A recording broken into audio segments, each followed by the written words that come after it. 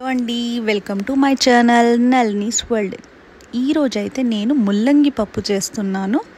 ముల్లంగి పప్పుని ఏ విధంగా చేస్తారో చేసి చూపిస్తున్నాను, చూద్దాం. వీటికి కావాల్సినటువంటి పదార్థాలు: చింతపండు, టమాటాలు, పచ్చిమిర్చి, ఉల్లిగడ్డ, కరివేపాకు, కొత్తిమీర, ఎండుమిర్చి, ఎల్లుల్లిపాయలు, ముల్లంగి. ఒక గిన్నెలోకి టీ గ్లాస్తోని 1.5 గ్లాసుల కందిపప్పుని అయితే వేసుకొని శుభ్రంగా కడిగేసుకొని ఉంచుకోవాలండి. ముందుగా స్టవ్ వెలిగించి కుక్కర్ని అయితే పెట్టుకోవాలి. శుభ్రంగా కడుక్కున్నటువంటి కందిపప్పుని వేసుకొని 2 గ్లాసుల వాటర్ని అయితే వేసుకోవాలండి. స్టాండ్ పెట్టి కట్ చేసుకున్నటువంటి ముల్లంగిలను ఒక గిన్నెలోకి హాఫ్ గ్లాస్ వాటర్ని అయితే పోసుకోవాలండి. ఇప్పుడు కుక్కర్ మూతను అయితే పెట్టేసుకొని విజిల్ కూడా పెట్టేసుకోవాలి అండి. కందిపప్పుని ఉడికించుకోవడానికి 3 లేదా 4 విజిల్ని అయితే పెట్టుకోవాలి. ఎయిర్ అంతా పోయాకనే కుక్కర్ మూత తీయాలండి. కుక్కర్ని తీసి గిన్నెనైతే పెట్టుకోవాలండి. ఇందులో అయితే 3 టేబుల్ స్పూన్స్ ఆఫ్ ఆయిల్ని అయితే వేసుకోవాలి. ఆయిల్ అనేది హీట్ ఎక్కాక వెల్లుల్లి రెబ్బలను అయితే వేసుకోవాలండి.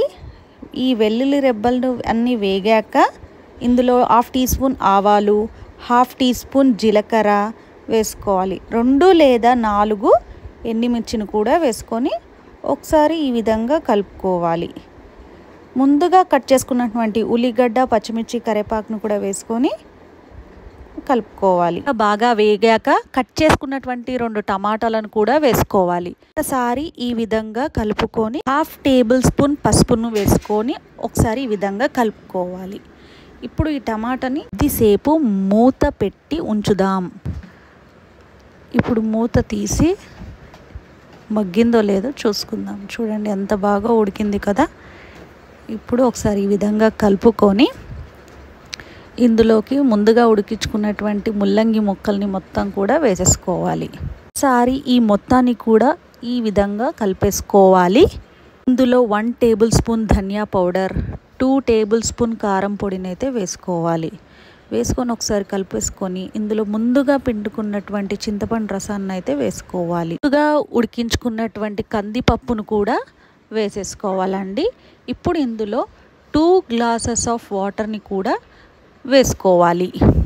టేస్ట్కి సరిపడా ఉప్పుని కూడా వేసుకొని ఒక్కసారి ఈ విధంగా కలిపేసుకొని ముందుగా కట్ చేసుకున్నటువంటి కొత్తిమీరని కూడా వేసేసుకుందాం. ఈ పప్పు మొత్తాన్ని కూడా చక్కగా కలిపేసుకొని కాసేపు సిమ్ములో పెట్టుకొనే మరగనివ్వాలండి. చిన్న మంట మీదనే మరగనిస్తేనే చాలా బాగా ఉంటుంది, టేస్ట్ కూడా బాగా వస్తుంది. ఒక 2 or 3 మినిట్స్ చాలా బాగా, ఎంత బాగా మరుగుతే అంత బాగా పప్పు అనేది టేస్ట్గా ఉంటుంది. చూడండి ఎంత బాగా మసులుతుందో కదా.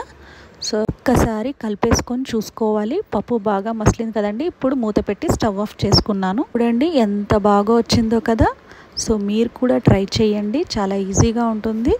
ఈ వీడియో మీకు నచ్చినట్లయితే లైక్ చేయండి, షేర్ చేయండి, కమెంట్ చేయండి. Thank you.